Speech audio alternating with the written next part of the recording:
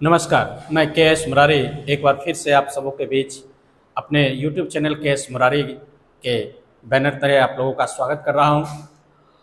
आज की इस वीडियो में मैं आप लोगों के साथ कांग्रेस का कराची प्रस्ताव पर चर्चा करने जा रहा हूं। कराची प्रस्ताव कांग्रेस का 1931 ईस्वी में कांग्रेस के कराची अधिवेशन में देखने को मिलता है।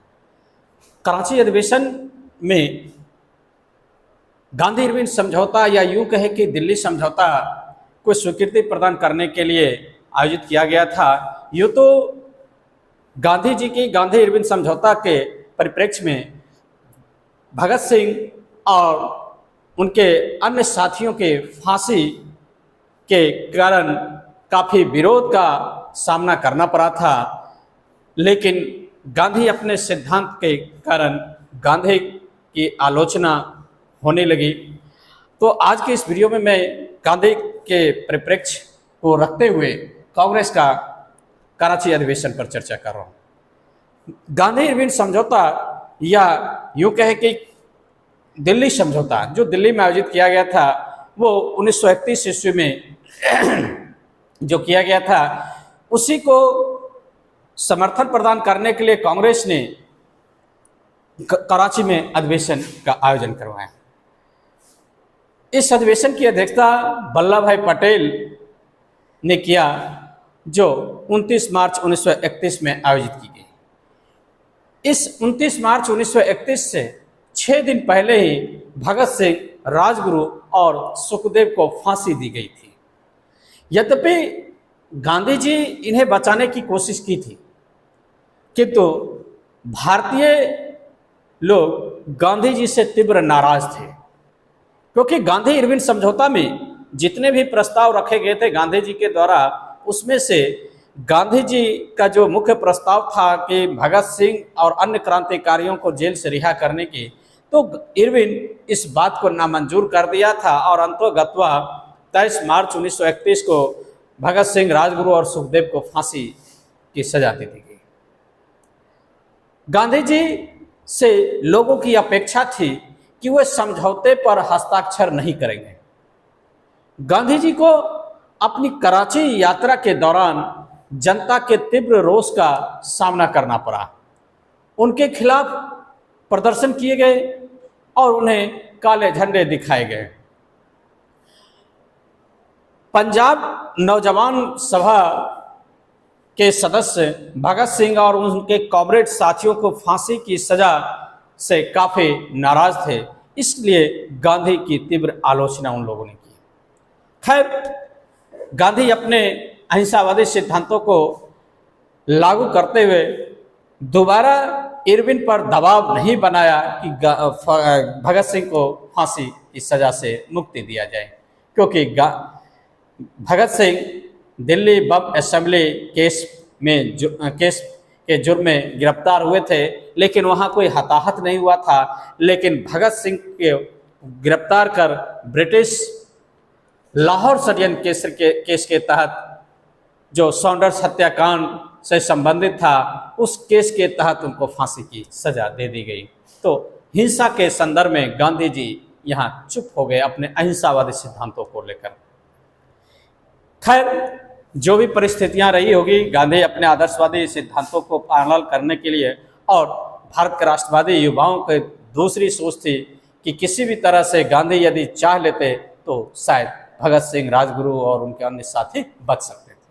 तो अंतर्विरोध रहा, इस कारण से गांधी की काफ़ी आलोचना हुई।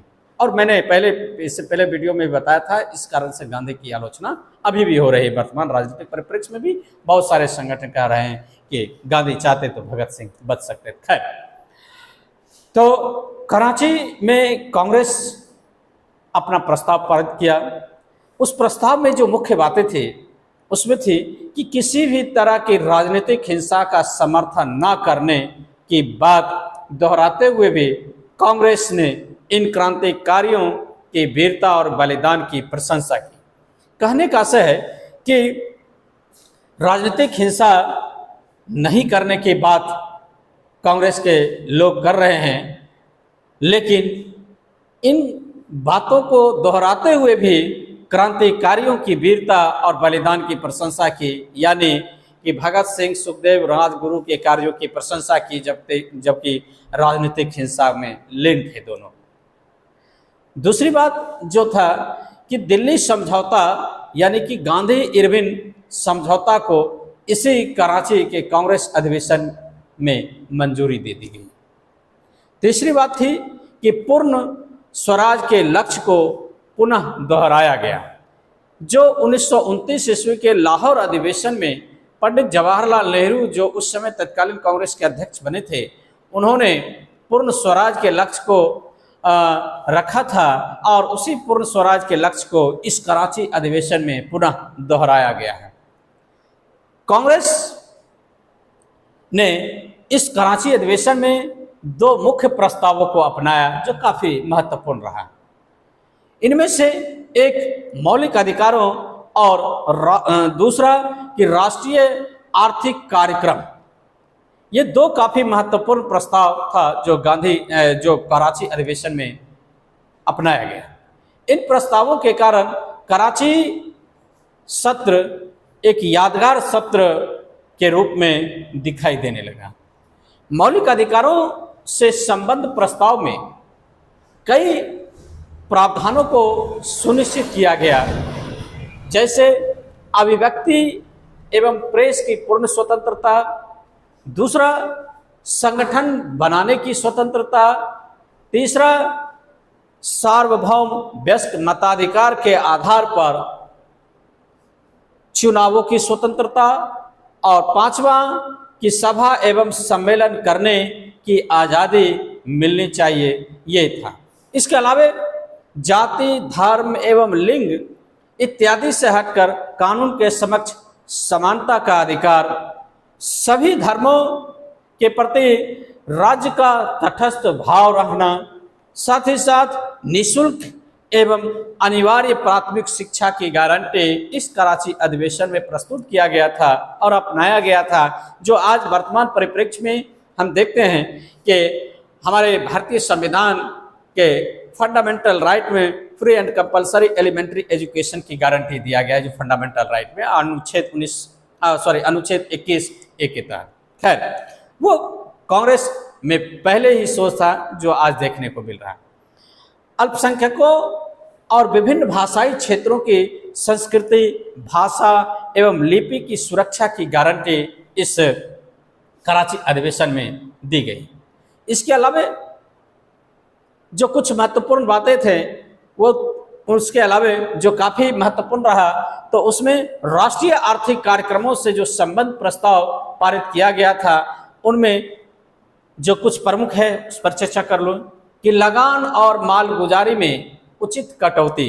जो लगान और मालगुजारी का प्रतिशत बढ़ा हुआ था, उसमें उचित कटौती का प्रावधान किया गया। दूसरा कि अलाभकर जोतों को लगान से मुक्ति, यानी वैसे खेत जहां लाभ नहीं हो रहा है उसे लगान से मुक्त करने की बात की गई। इसके अलावा किसानों को कर्ज से राहत और सूदखोरों पर नियंत्रण करने की बात कही गई। मजदूरों के लिए बेहतर सेवा शर्तें, महिला मजदूरों के सुरक्षा और काम के नियमित घंटे की बात की गई इस कराची प्रस्ताव में कांग्रेस के द्वारा। मजदूरों और किसानों को अपने यूनियन बनाने की स्वतंत्रता दी गई। साथ ही साथ प्रमुख उद्योगों, परिवहन और खाद्यान्न को सरकारी स्वामित्व एवं नियंत्रण में रखने का वायदा किया गया। तो इस तरह से हम देखते हैं कि इस अधिवेशन में कांग्रेस ने पहली बार पूर्ण स्वराज को स्पष्ट रूप से परिभाषित किया है। जैसा कि हम लोग जानते हैं कि 1929 ईस्वी के लाहौर अधिवेशन में पूर्ण स्वराज के मांग को रखा गया था, लेकिन स्पष्ट नहीं किया गया था। इस बार यानी कांग्रेस के 1931 ईस्वी के कराची अधिवेशन में कांग्रेस ने पहली बार पूर्ण स्वराज को परिभाषित किया और बताया कि जनता के लिए पूर्ण स्वराज का अर्थ क्या है। कांग्रेस ने यह भी घोषित किया कि जनता के शोषण को समाप्त करने के लिए राजनीतिक आज़ादी के साथ साथ आर्थिक आज़ादी आवश्यक है। काफ़ी महत्वपूर्ण बातें कांग्रेस के मंच से वल्लभ भाई पटेल की अध्यक्षता वाले इस कॉन्फ्रेंस में देखने को मिला। कांग्रेस का कराची अधिवेशन में जो कराची प्रस्ताव पारित किया गया था, उसको कहा जाता है कि कराची प्रस्ताव वास्तविक रूप से कांग्रेस की मूलभूत राजनीतिक आर्थिक नीतियों का दस्तावेज था, जो बाद के वर्षों में भी निरंतर बरकरार रहा। तो इस तरह से कहा जाता है कि कांग्रेस का कराची अधिवेशन भारतीय राष्ट्रवादी आंदोलन के संदर्भ में काफ़ी महत्वपूर्ण रहा, जो कई जमीनी हकीकत को अपने प्रस्ताव में अनुमोदित किया और कांग्रेस उस पर अमल किया।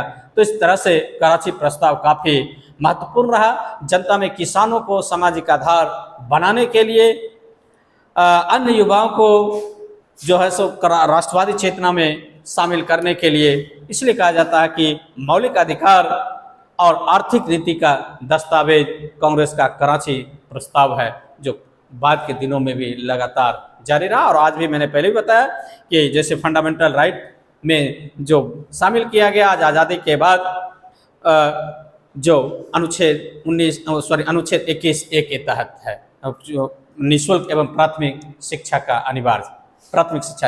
तो इस तरह से कांग्रेस का कराची अधिवेशन काफ़ी महत्वपूर्ण रहा। आज का वीडियो आप लोगों को अच्छा लगा होगा, और अच्छा लगेगा आप इस वीडियो को लाइक कर कमेंट करते हुए और इस चैनल को अधिक से अधिक शेयर कर सब्सक्राइब करें। धन्यवाद।